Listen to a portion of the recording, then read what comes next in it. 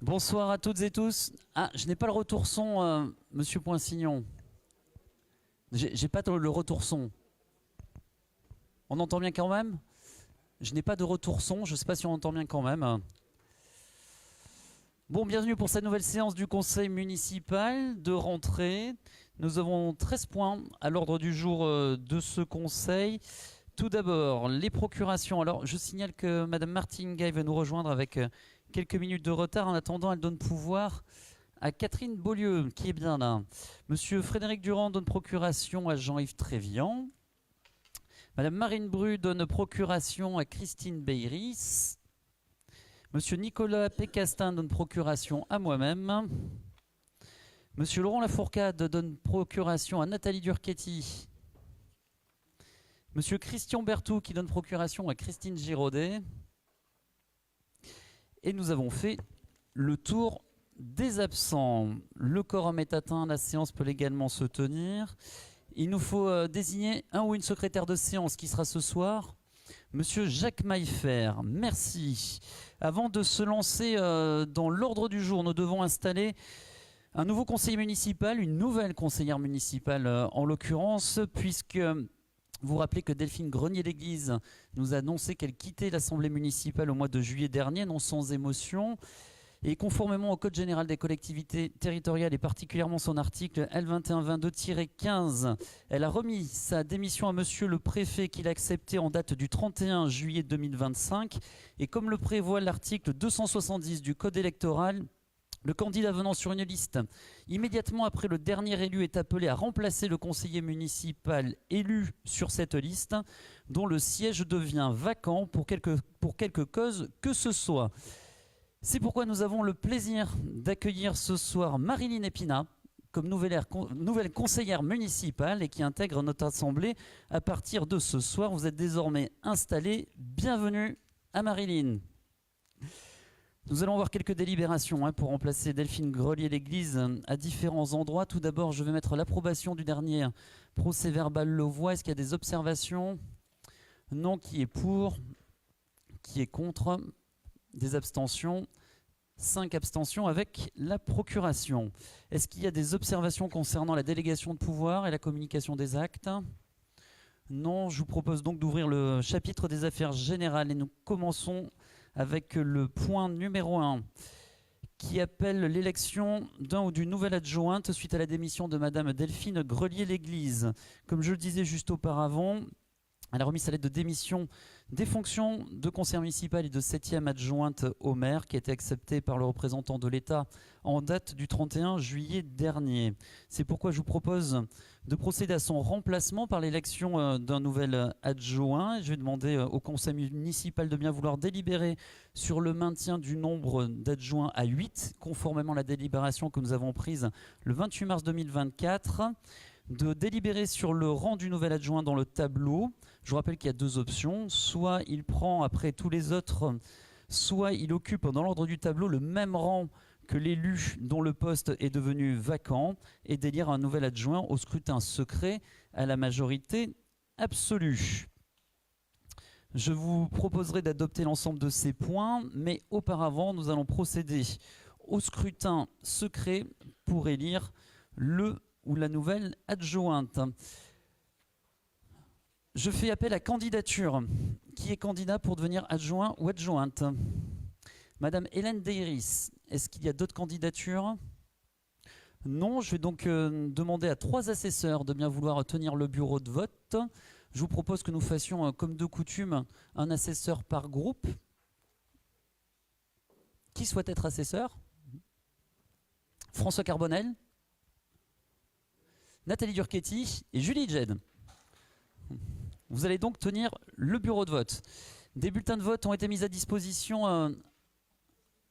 à cet effet. Ils sont positionnés juste à côté de l'urne. Je vous rappelle que vous avez 2 isoloirs qui ont été positionnés également juste à l'entrée de la salle du conseil municipal. Et puis je demandais à nos assesseurs de prendre place pour tenir l'urne. Je procéderai à l'appel dans l'ordre inverse du tableau.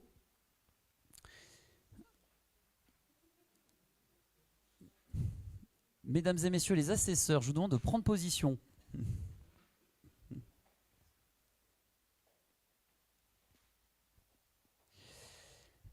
Et nous allons donc commencer le vote avec Christian Berthoum et qui a donné procuration à Christine Giraudet.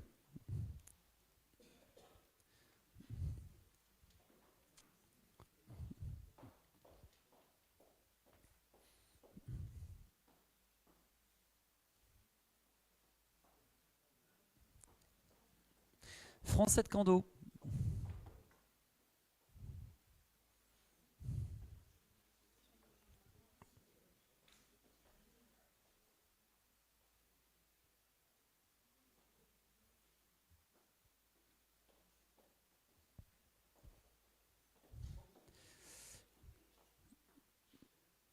Julie Jed.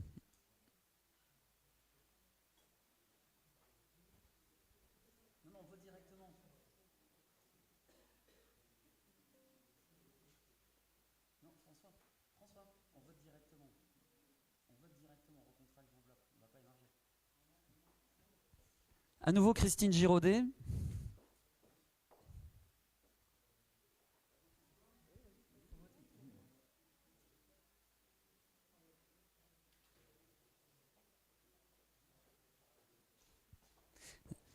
Nathalie Durchetti.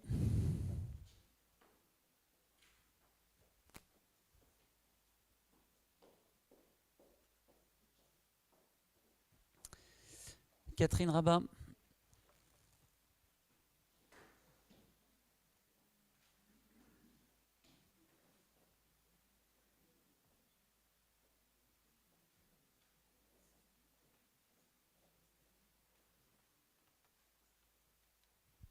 Dominique Romain.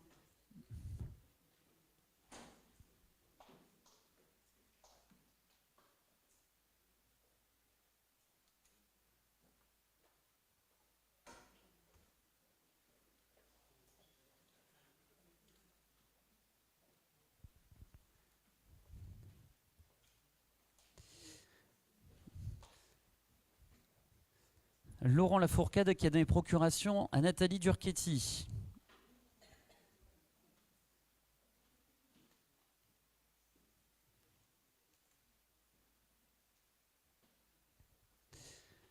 Bruno Dubroca.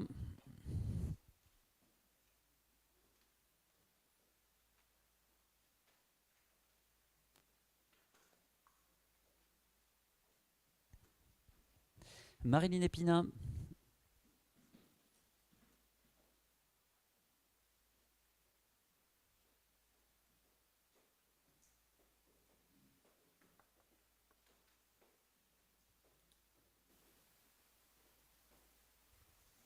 François Carbonel.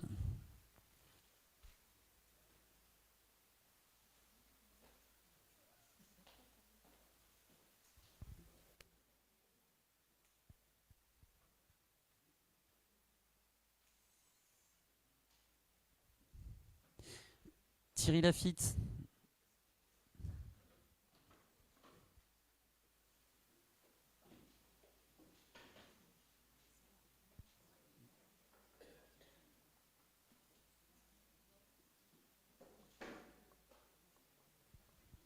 Valérie Lacoste-Marie.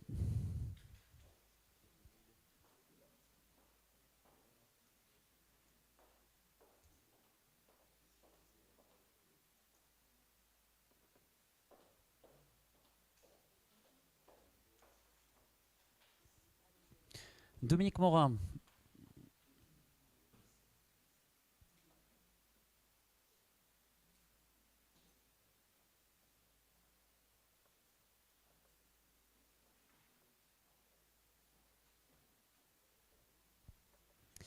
Jacques Maillefer.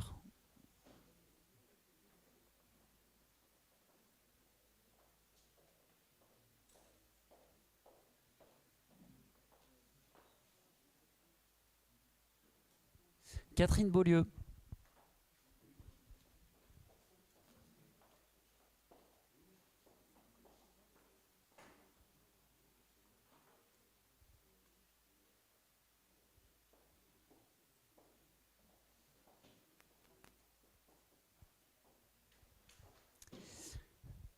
Thierry Lheureux.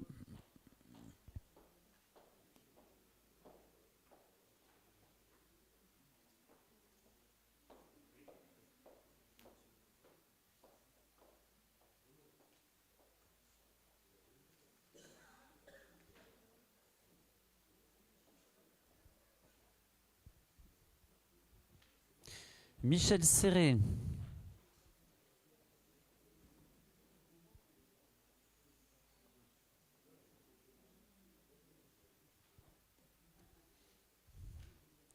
Alors, Nicolas Pécastin qui m'a donné procuration, je propose de faire les deux à la fin. Marine Bru qui a donné procuration à Christine Beiris.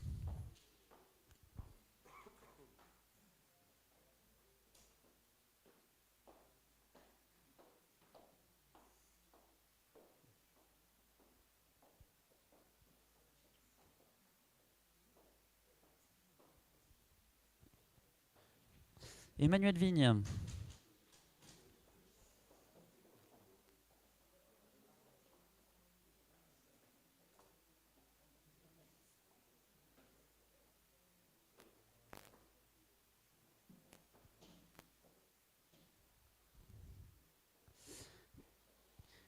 Catherine Favard.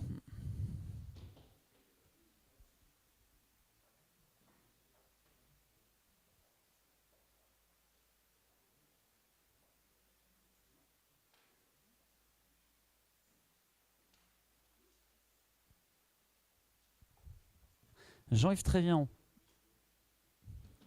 Et Frédéric Durand qui a donné procuration également à Jean-Yves Trévian. Donc il faut voter 2 fois.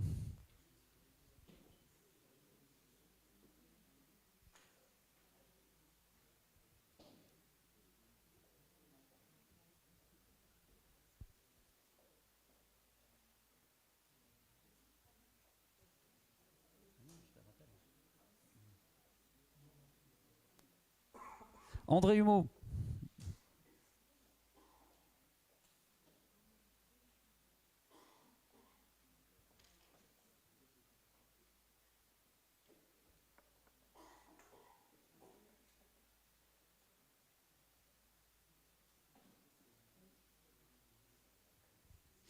Hélène Deiris.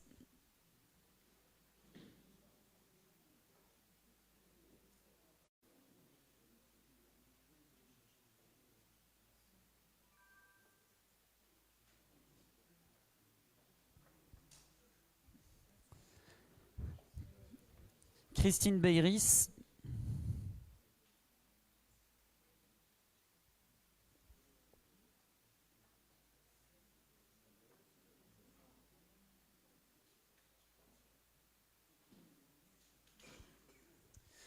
Alain Godot.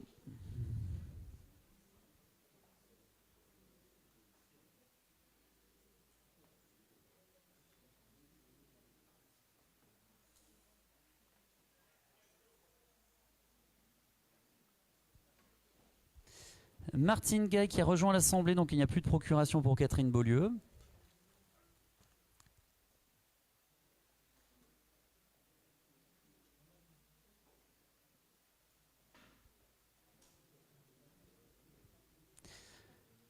Jean Lavielle.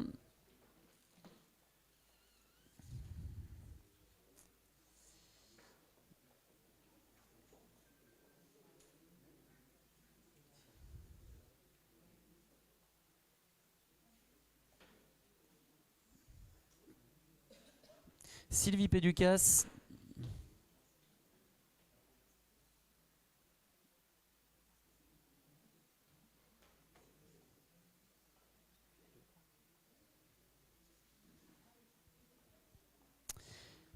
Et Julien Bazus qui vote 2 fois avec la procuration de Nicolas Pécastin.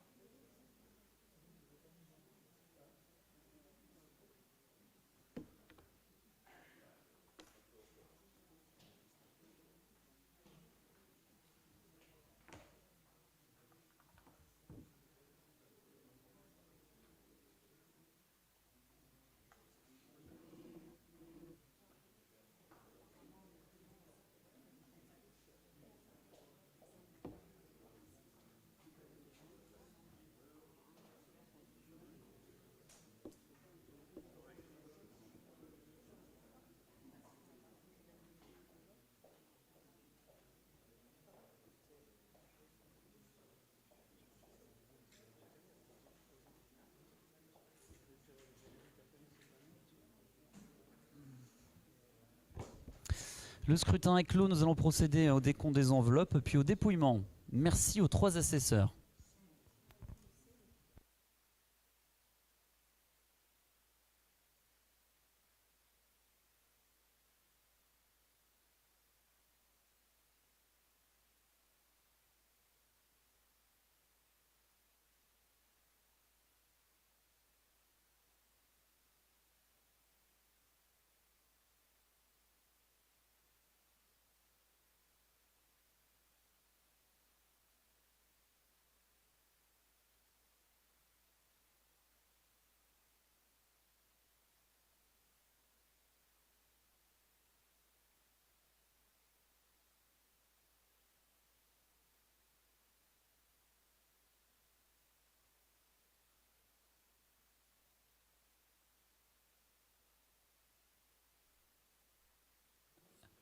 « 33 enveloppes. Non, vous pouvez procéder au dépouillement. Allez-y.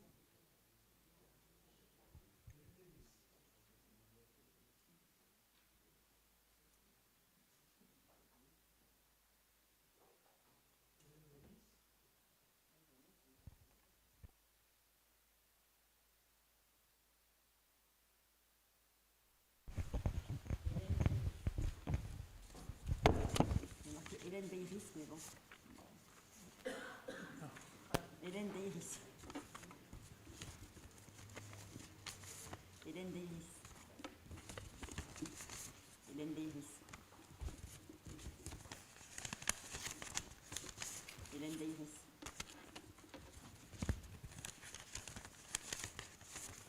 Blanc. Blanc.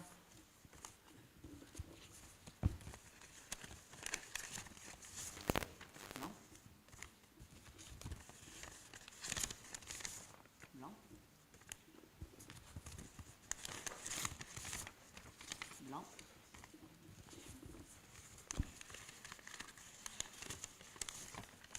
Blanc.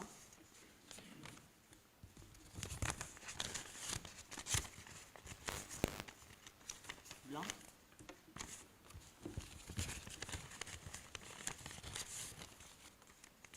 Blanc. Blanc.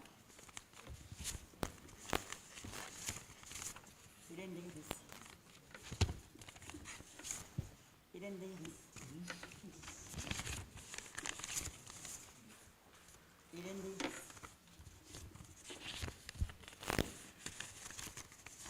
Hélène Deiris. Hélène Deiris. Hélène Deiris.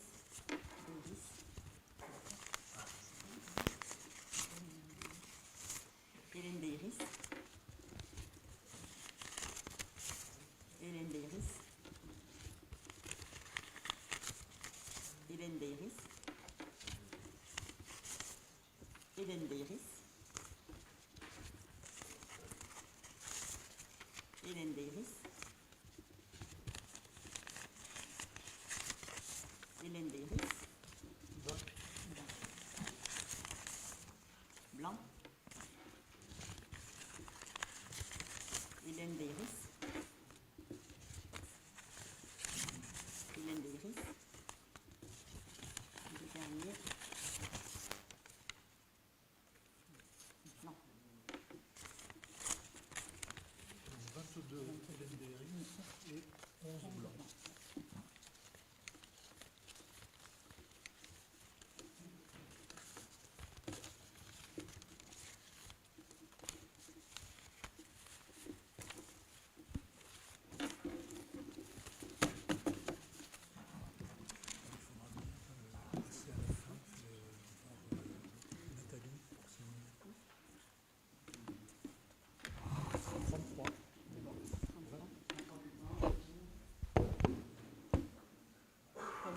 Demandes-tu bien?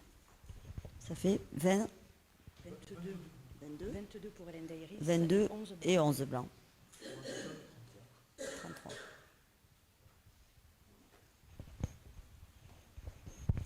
Très bien, merci à nos 3 assesseurs qui ont procédé à la supervision du scrutin et au dépouillement. Merci à Nathalie Ducretti, Julie Jed et François Carbonel. Après avoir fait appel à la candidature, nous avons une seule candidate, Madame Hélène Deiris. Le nombre de votants 33, nombre de bulletins trouvés dans l'urne 33, nombre de bulletins blancs et nuls 11, et Madame Hélène Deiris a obtenu 22 voix. Je proclame donc Madame Hélène Deiris élue adjointe au maire et qui sera positionnée au 7e rang. C'est pourquoi je propose, dans le cadre de la délibération numéro 1 qui encapsule l'ensemble de ces éléments, je propose au conseil municipal de décider de maintenir le nombre d'adjoints au nombre de 8, c'est l'article 1, article 2, de décider que l'adjoint occupera dans l'ordre du tableau le même rang que l'élu qui occupait précédemment ce poste devenu vacant, à savoir le poste numéro 7, de procéder à la désignation du 7e adjoint au maire au scrutin secret à la majorité absolue. C'est ce que nous avons fait.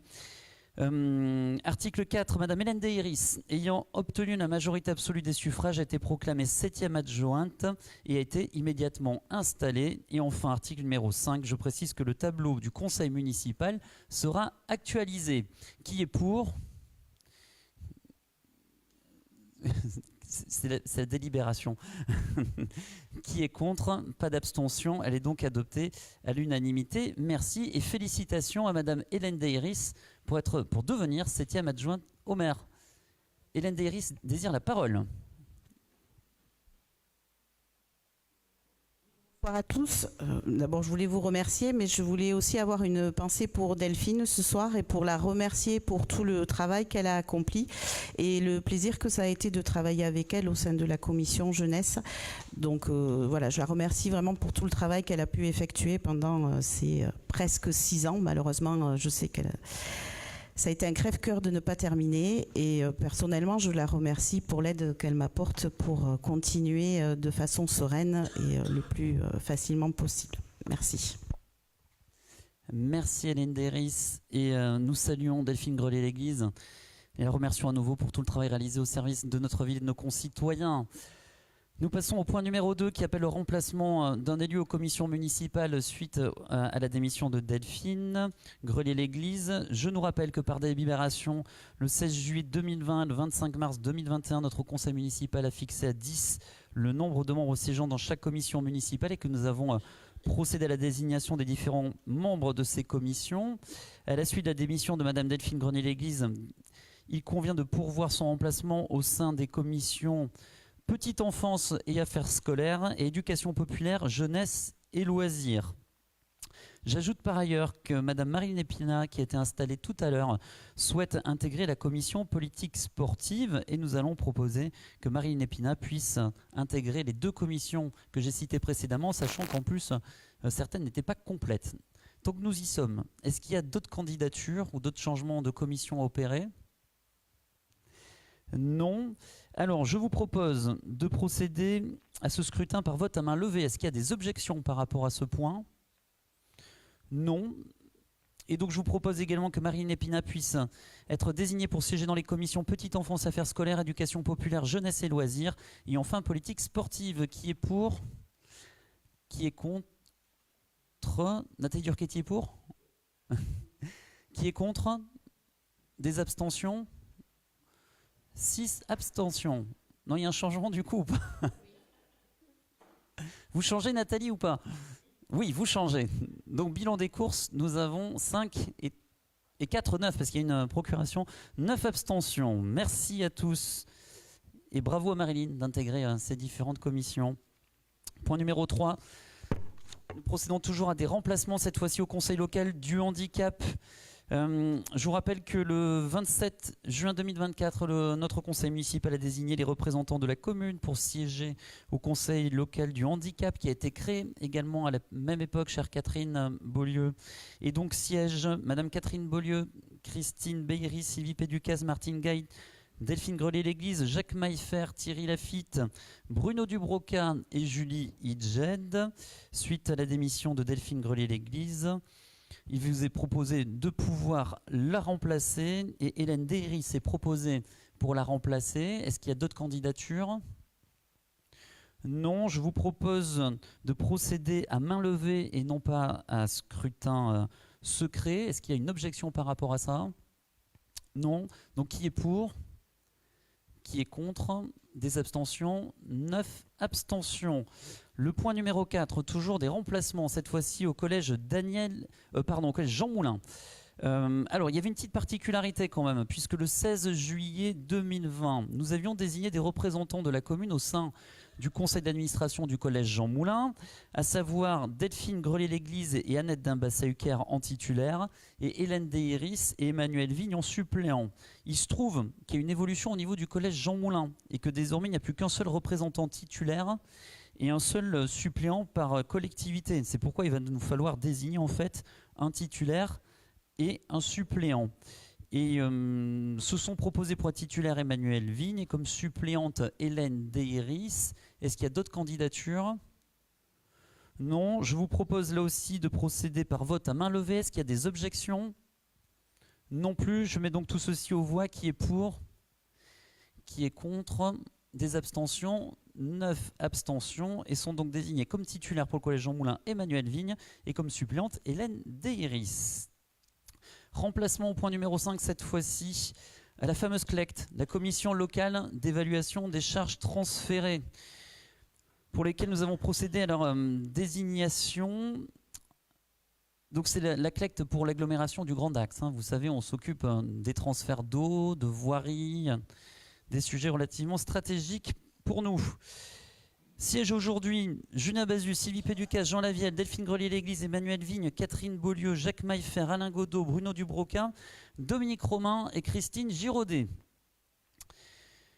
Hélène Deiris s'est proposée pour remplacer Delphine Grelier-L'église. Est-ce qu'il y a d'autres candidatures?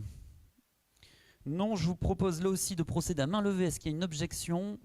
Non plus, je mets donc tout ceci aux voix. Qui est pour? Qui est contre? Des abstentions? 9 abstentions. Eh bien, nous en avons terminé avec le chapitre des affaires générales qui était relativement conséquent aujourd'hui. Juste avant d'ouvrir le chapitre des affaires financières, comme nous nous y étions engagés lors de la dernière séance du conseil municipal, nous avons la société Candat qui est présente aujourd'hui pour pouvoir réaliser un point d'étape sur le projet de Candat. Et puis ensuite, nous pourrons procéder aux différentes délibérations. J'appelle donc M. Dominique Cassagno, président de la société, à rejoindre la table des délibérations. Il va nous réaliser une présentation en état d'avancement avec ce projet, en compagnie notamment de François Carbonel et de Jacques Maillefer. Oui, il faut un micro. Puisqu'il y a des caméras, il y a des retransmissions, donc il est fondamental d'avoir le micro. Monsieur le Président, vous pouvez vous asseoir également si vous, ou rester debout comme vous souhaitez.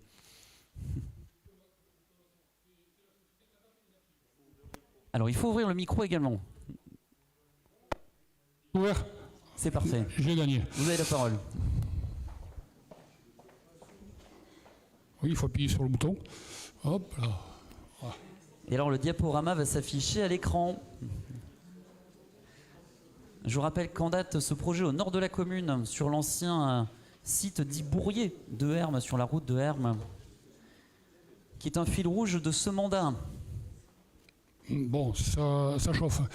Alors je rassure un petit peu tout le monde, ça ne durera pas plus d'un quart d'heure, sauf s'il y a des questions, et je serai ravi de les poser, d'y répondre du moins.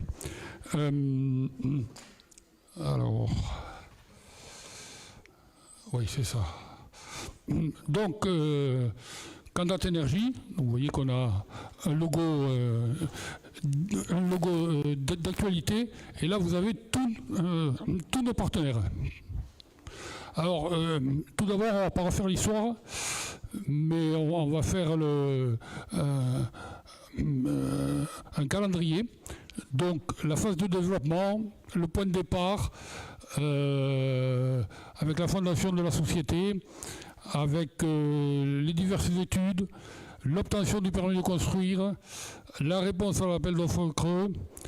Et aujourd'hui, donc, effectivement, nous en sommes au choix que nous avons fait de l'entreprise qui va procéder à la construction. Et j'insiste sur une chose, nous avons un comité stratégique de 6 personnes et toutes les décisions sont prises à l'unanimité. Je pense que dans le monde actuel, il faut le remarquer. le projet Candat, c'est le projet d'une équipe avec des valeurs. Donc aujourd'hui, on a choisi le partenaire banquier. Le choix des entreprises de défrichement est fait. Donc novembre 2025, début construction, finalisation été 2026, et puis octobre 2026, normalement mise en service. Bon, ensuite, il y a effectivement la fin du remboursement et l'échéance du bail. La gouvernance, donc, d'abord le capital, 30%, 31% aujourd'hui, mais 30% à terme au niveau de la commune de Saint-Paul-et-Dax. Alors, au niveau des citoyens, en l'occurrence la société citoyenne CIR 40, l'objectif est de 10%.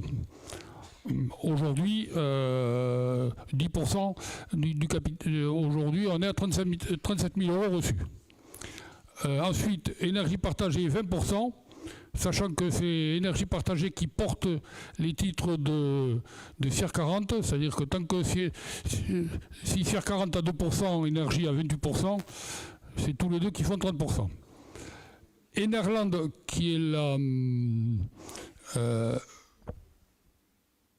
bon merci. Enerland, qui est la SEM du département, 20%.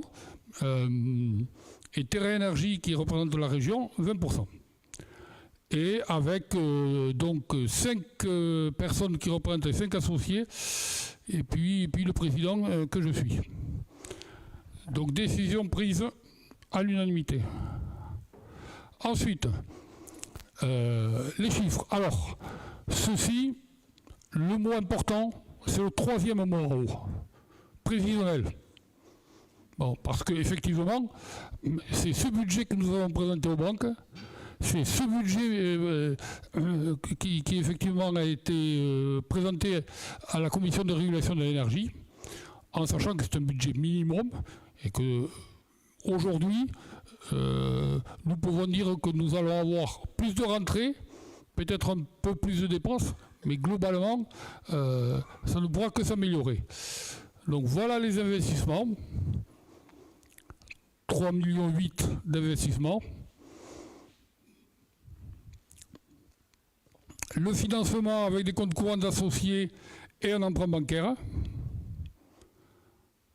Alors je pense qu'on peut dire que la banque, c'est la Banque Populaire et le Crédit Coopératif. Vous avez ensuite les caractéristiques techniques. Donc avec 4600 kW crête. C'est là où, en principe, on devrait arriver à 4009, à peu près.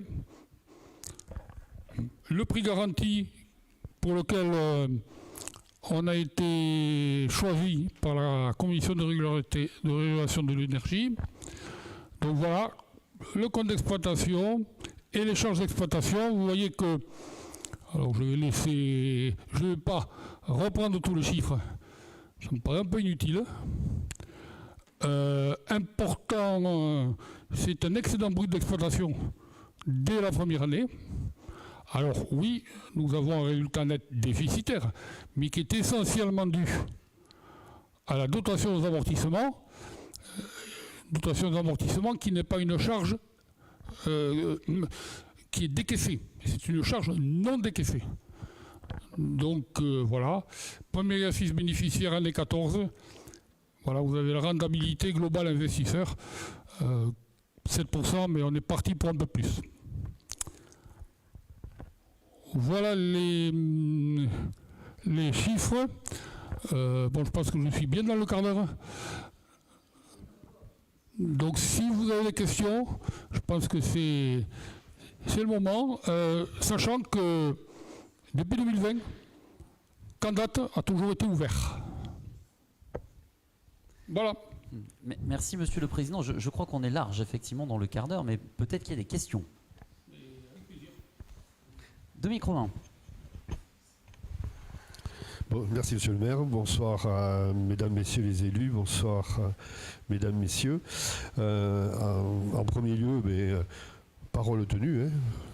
Je vous avais demandé effectivement qu'on ait une présentation de Canat Énergie, c'est fait, bon, voilà, c'est très bien.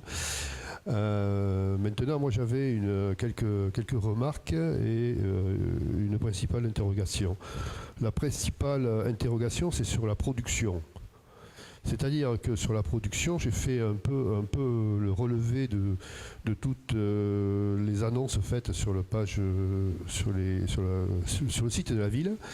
Et il est indiqué, dès le départ, en 2022, que la production sera suffisante pour faire face aux besoins énergétiques, je lis, de 2500 foyers hors chauffage, ou qui correspond à une production supérieure à la consommation du parc communal. Donc si je comprends bien, c'est 2500 foyers la production, hors chauffage ou parc communal.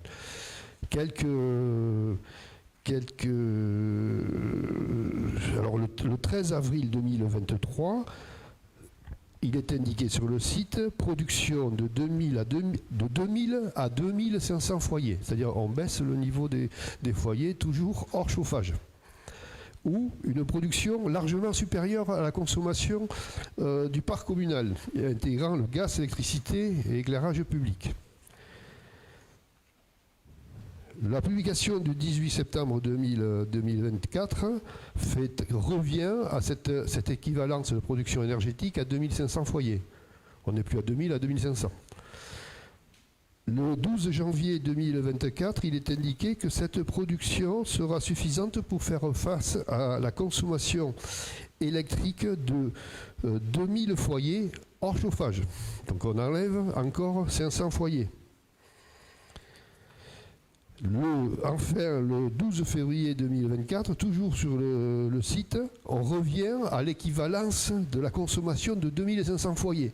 Mais on ne sait pas si c'est chauffage ou hors chauffage. Alors, vous comprenez que, là où je veux en venir, j'ai... dans la délibération qu'on va travailler tout à l'heure, il est indiqué que la consommation est à environ 2500 foyers. L'autonomie, on ne sait pas si c'est plus chauffage ou pas.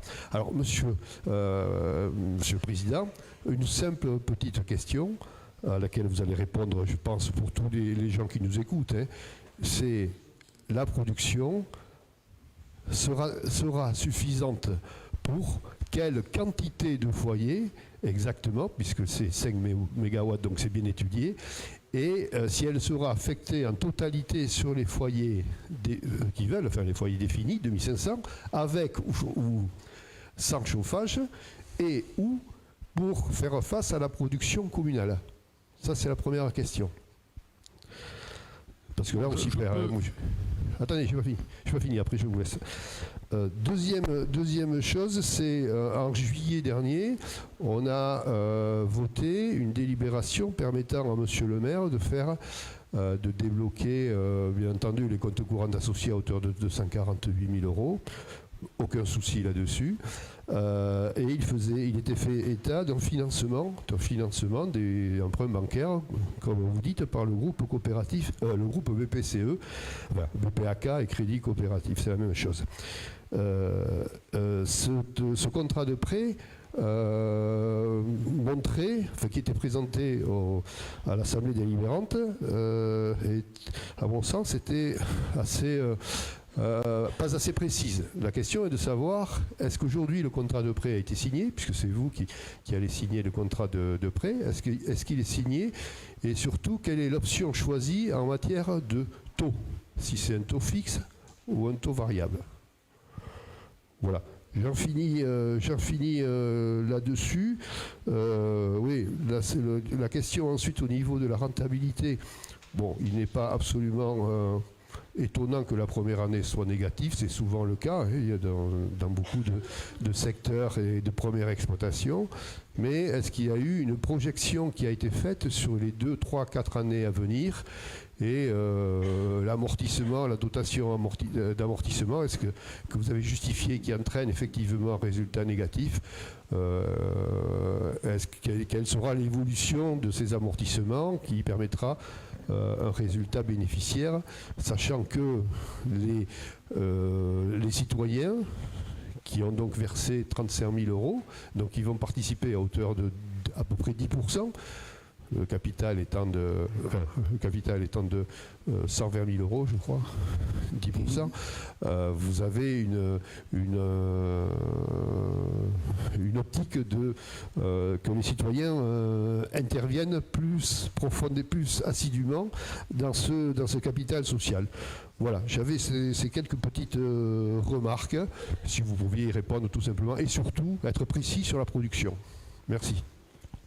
Alors, sur la production, on est précis et on a toujours été. On a toujours dit que c'était entre 4,5 et 5 MW crête. Et ce qui compte, c'est ça. Après que ça fasse, entre nous soit dit, 2000 ou 2500 familles, très honnêtement, avec ou sans chauffage, le plus important, c'est quoi? C'est que c'est 4,6. Là, on a 4,6, on arrivera à 4,9. Et on a un dossier au niveau de l'appel d'offres creux à ce niveau. C'est ça l'important. Après, très franchement, M. Romain, 2000 ou 2500 familles, bon, enfin, j'avoue que moi, je ne vois pas que ce soit même 2499, si vous voulez. Bon, donc, nous avons toujours dit ça. Alors moi je ne vais pas reprendre, mais ça a toujours été là, et c'est ce qui compte aujourd'hui par rapport à ça. Bien. Ensuite, au niveau de la dernière question, si on prévoit, quand est-ce qu'on prévoit, oui, on a un budget prévisionnel qui est sur les 20 ans, puisque c'est écrit. Si on sait que le premier exercice bénéficiaire est de l'année 14, c'est qu'on a fait un budget au moins jusqu'à l'année 14. Donc bon, ça prouve bien que quand même, on y est. Et votre deuxième question, c'était le taux. Alors le taux. L'option choisie, quoi. Le taux, oui. Le taux, c'est un taux fixe de 4%. Mais je tiens à dire une chose. Il s'agit d'un emprunt de 3 millions d'euros. Peut-être pas tout à fait. Sans garantie personnelle, puisque je précise qu'il n'y a pas de garantie des actionnaire. Et c'est un taux à 4% à une société qui n'a aucun compte, aucun bilan, qui n'a rien montré. Je sais qu'on est les meilleurs, mais on n'a rien montré. Donc, non mais n'est-ce pas, hein, monsieur le maire? Bon, non, mais on n'a rien montré. Donc, je trouve que 4% sans garantie personnelle, dans le monde actuel, et je suis bien placé pour le savoir, je trouve que c'est pas mal. Et on a pris la sécurité pour les 4%. Voilà, M. Romain. Oui, non, mais je ne vais pas épiloguer sur 4% ou 3%. Non, c'était surtout si c'était du fixe ou du variable. C'était pour ça. Et une question, M. le maire, est-ce qu'il est envisagé dans cette production, je comprends que ce soit que le plus important soit la production en mégawatts, tout à fait. Est-ce qu'il est envisagé une part de cette production qui sera finalement affectée à le besoin énergétique de la commune? Est-ce que vous avez déjà essayé de... Enfin, voilà, est-ce que ce sera tout pour les foyers Saint-Paulois ou une part qui sera pris par la commune? Voilà, enfin, ce qu'il y a... Alors merci de me solliciter sur ce sujet. Parce que nous attendons pour cette question la réponse du gouvernement. Nous avons demandé toute une série de dérogations à des décrets, à certaines normes aujourd'hui, et on ne nous répond pas. Alors c'est vrai que le projet est atypique, c'est l'occasion de rappeler qu'il est assez unique en France.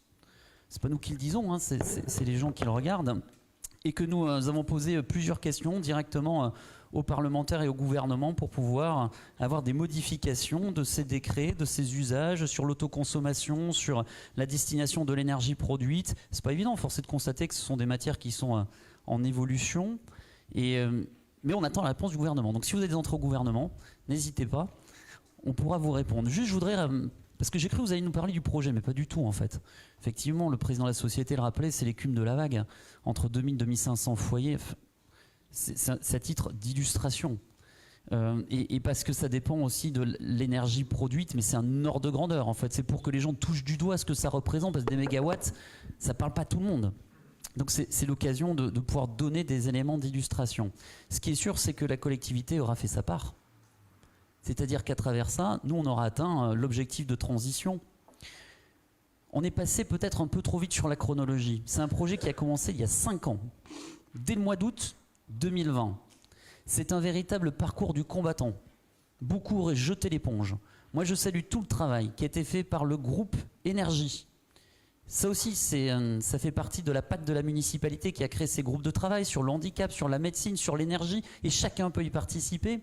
Et ce groupe-là en particulier a travaillé avec persévérance pour franchir tout le parcours d'obstacles qui est là, qui est parfois réglementaire, les études environnementales. Je rappelle qu'il y a eu 12 mois d'études environnementales, plus 6 mois complémentaires en plus dans le cadre du permis de construire, 18 mois d'études environnementales sur un projet comme celui-ci. La coopération avec le Sitcom également pour réenfouir les déchets, pour créer le DOM, avec un degré qui plaît à l'ADREAL. Heureusement qu'on n'a pas parlé des degrés d'inclinaison, parce que peut-être on dirait que vous vous êtes trompé sur les degrés d'inclinaison. Il a fallu les changer pour avoir un DOM conforme à ce que demandait l'ADREAL, le financement, la participation citoyenne, ce mode de gouvernance qui était rappelé par Monsieur le Président, qui aussi est assez unique en France. On a des grandes villes d'ailleurs qui nous regardent, je pense à Nantes, Saint-Nazaire, Besançon et tant d'autres, qui sont très curieuses de ce projet. Et je rappelle aussi l'origine de ce projet, parce que je crois que c'est là qu'est l'essentiel, plutôt que les 2499 foyers. C'est la municipalité aurait très bien pu louer ce terrain-là à un prestataire. Nous avons fait un choix inverse, qui était de dire nous allons nous impliquer, nous allons créer une structure, malgré toutes les difficultés que ça comporte, pour faire en sorte que la valeur créée sur le territoire puisse servir à la transition écologique et énergétique. Je devrais dire même accélérer, parce que nous sommes très engagés, et en 5 ans, on voit tout le chemin parcouru ici à Saint-Paul, pour accélérer la transition écologique au service de nos concitoyens. Et il n'y a pas que Candat, parce qu'on parlait de la part communale. Il y a les panneaux solaires qui vont arriver sur le toit de Toumalin, il y a l'école Jules Barouillet, il y a le parking en face de la mairie qui va être équipé. Plusieurs projets comme ceux-ci sont venus compléter ce dispositif. Donc voilà, c'est une transition à grande échelle. Et lorsque ces panneaux-là seront installés, François, est-ce qu'on pourrait rappeler l'évolution de la consommation d'énergie de la municipalité, de combien a baissé l'électricité et la consommation de gaz depuis le début de la mandature ?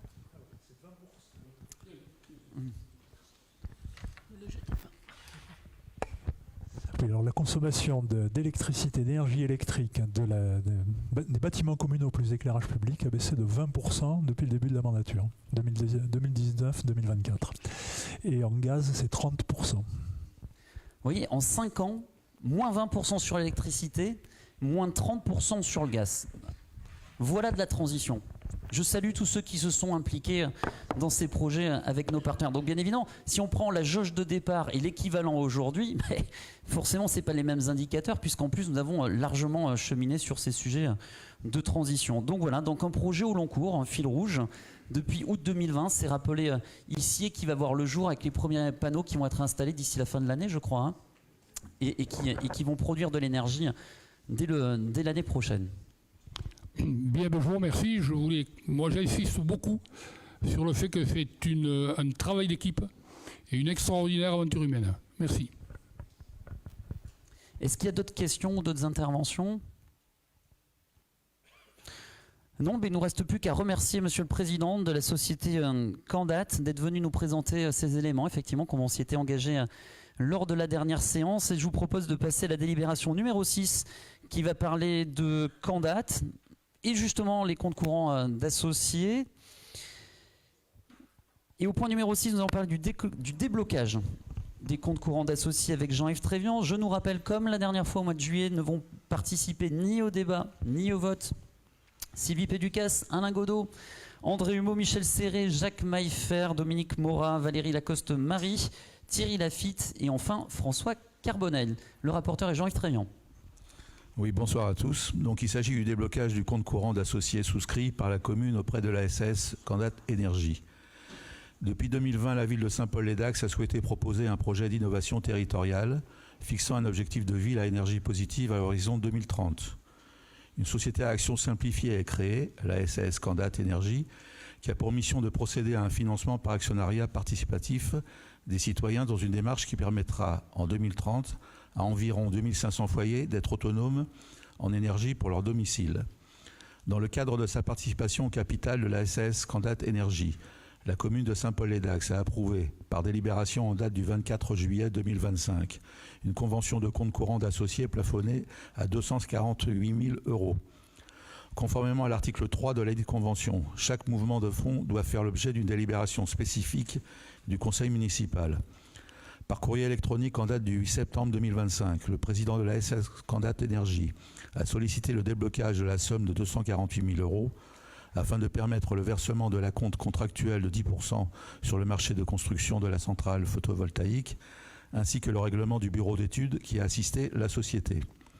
La somme versée portera versement d'intérêt au taux annuel de 5% au profit de la ville, conformément aux dispositions de la Convention. Il est proposé au conseil municipal d'autoriser Monsieur le maire à procéder à ce déblocage dans la limite du montant voté par le conseil municipal. Est-ce qu'il y a des questions, des observations?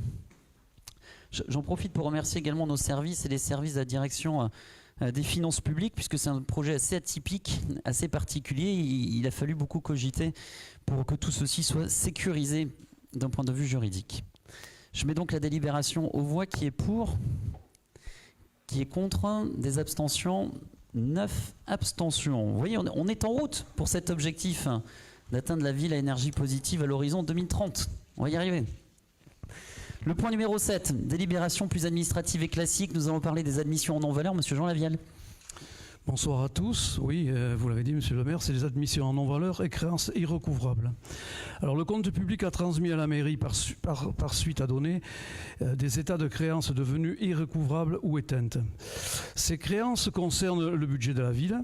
Les motifs d'irrecouvrabilité invoqués sont les suivants: les personnes disparues, procès verbal de carence, combinaison infructueuse d'actes, poursuite sans effet, et puis les restes à recouvrir inférieur au seuil de poursuite.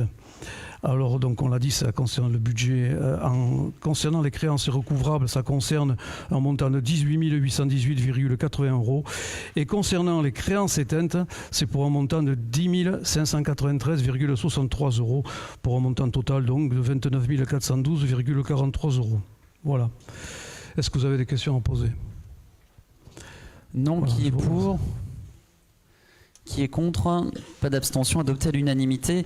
Merci. Le point numéro 8 avec une exonération de TLPE pour l'entreprise DECRA, vous vous rappelez, qui avait brûlé l'été dernier, toujours Jean Lavielle. Alors, je vous propose cette délibération numéro 8, c'est la réduction d'un titre de recette à l'encontre de la société DECRA Saint-Paul Contrôle pour la TLPE 2024. Alors, dans le cadre de la gestion de la taxe locale sur la publicité extérieure, donc la fameuse TLPE, la ville de Saint-Paul-les-Dax a émis un titre de recette d'un montant de 1 080,66 € à l'encontre de la société DECRA Saint-Paul Contrôle au titre de l'exercice 2024. Or, cette enseigne a été contrainte de cesser toute activité depuis le 17 août 2024, à la suite, comme l'a dit monsieur le maire, d'un incendie ayant gravement endommagé son bâtiment. À conséquence, la société est fermée depuis cette date.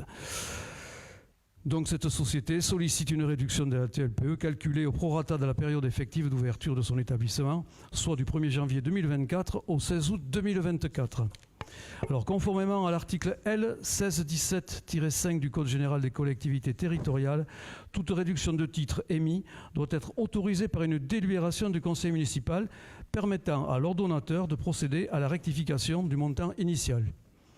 Il est donc proposé au conseil municipal d'autoriser monsieur le maire à procéder à la réduction de titre de recette numéro 2000 d'un montant de 404,51 € correspondant à la période de non-activité constatée. Avez-vous des questions? Non. Qui est pour? Qui est contre? Pas d'abstention, adopté à l'unanimité. Merci. Le point numéro 8, nous allons parler de travaux avec le SIDEC, justement pour remplacer des candélabres. François Carbonel nous rappelait moins 20%, c'est un chiffre important, hein, de consommation depuis le début de la mandature. Et bien, nous allons poursuivre, monsieur Jacques Maillefer. Oui, bonsoir. Oui, bonsoir. Donc l'éclairage nocturne facilite la continuité des activités humaines après le coucher du soleil, mais il a un impact négatif sur la biodiversité et sur la santé humaine. Ainsi, la municipalité s'est engagée à réduire ces nuisances et dans un souci de réduction de consommation énergétique en remplaçant les luminaires de forte consommation, les lumières vétustes ou accidentées. Pour ce faire, le SIDEC a travaillé sur des dossiers avec la municipalité. Le montant total de la participation communale sur ces travaux s'élève à 37 757 €. Le détail des opérations par poste de commande est annexé. Il est proposé au conseil municipal d'approuver les projets présentés par le SIDEC et de déterminer les modalités de la participation communale sur fonds libres. Des questions? Qui est pour? Qui est contre? Pas d'abstention. Adopté à l'unanimité également. Point numéro 10, actualisation du tableau des effectifs avec Sylvie Péducas. Oui, bonjour à toutes et à tous. Donc effectivement, une délibération habituelle qui est la mise à jour du tableau des effectifs. Donc avec la création d'un grade d'attaché catégorie A pour la filière administrative, la suppression d'un grade de puériculteur pour la création d'un cadre de santé paramédical catégorie A et la création d'un grade d'auxiliaire de puériculture. Sur la filière sportive, la création d'un grade d'éducateur d'activité physique et sportive.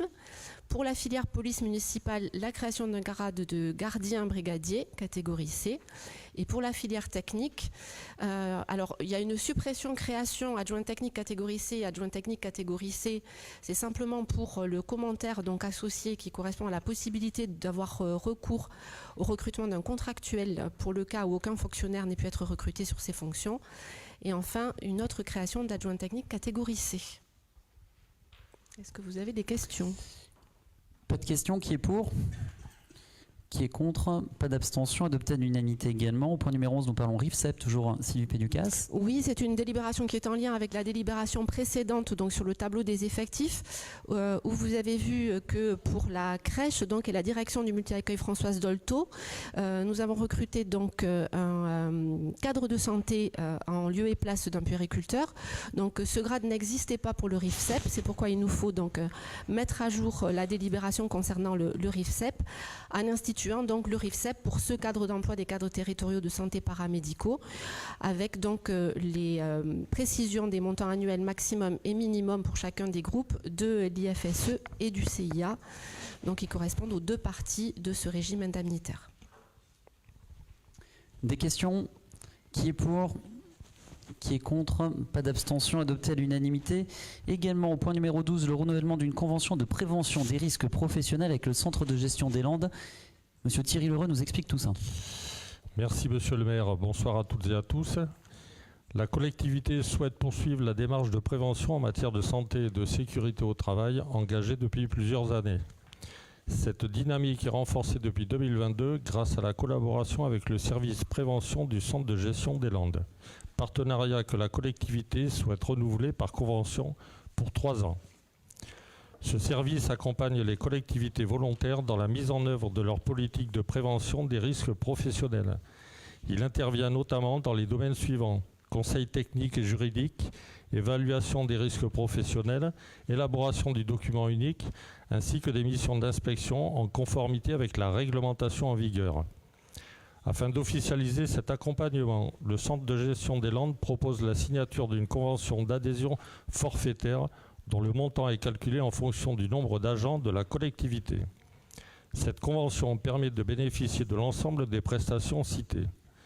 Pour la commune, le coût annuel de cet accompagnement est fixé à 3 000 €. Dans ce cadre, le document unique d'évaluation des risques professionnels, document juridique obligatoire pour l'employeur, sera mis à jour chaque année.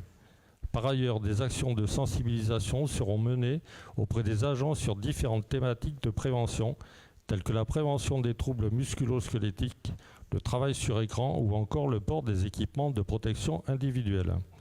Il est ainsi proposé au conseil municipal d'autoriser Monsieur le maire à signer la nouvelle convention d'adhésion. Est-ce qu'il y a des questions? Qui est pour? Qui est contre? Pas d'abstention. Là aussi adopté à l'unanimité. Merci à tous. Et nous allons terminer avec le chapitre des affaires foncières. Et au point numéro 13, la conclusion d'une convention avec Enedis. À nouveau, Monsieur Jacques Maillefer. Oui, il s'agit d'une convention avec Enedis pour l'établissement d'un câble électrique souterrain sur les parcelles communales BN 341 et BN 1007, ainsi que sur le chemin rural numéro 1 et le chemin rural numéro 10. Dans le cadre de l'amélioration de la qualité de la desserte et d'alimentation du réseau électrique de distribution publique, Enedis doit procéder à la pose de conduites électriques souterraines entre le poste source implanté sur la commune de Saint-Paul-et-Dax et la commune de Laluc. Sur la commune, les conduites projetées emprunteront le chemin rural numéro 1, dit de Maynotte, la RD 524, les parcelles BN 347 et BN 1007, le chemin de Russe, le chemin de Moustachon, la route de Mouchoutz et le chemin rural numéro 10, dit de Chott. J'ai fait un effort.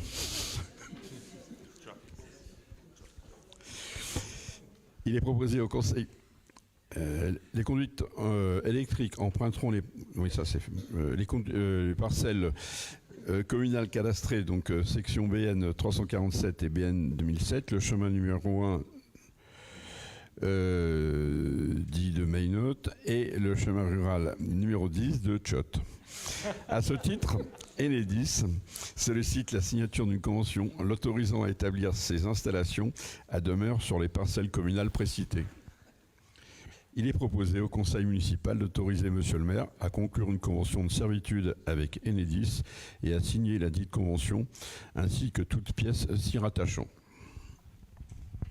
Merci Jacques Maillefer. Les anciens Saint-Pauleurs ont reconnu Thiot. Des observations? Non, qui est pour?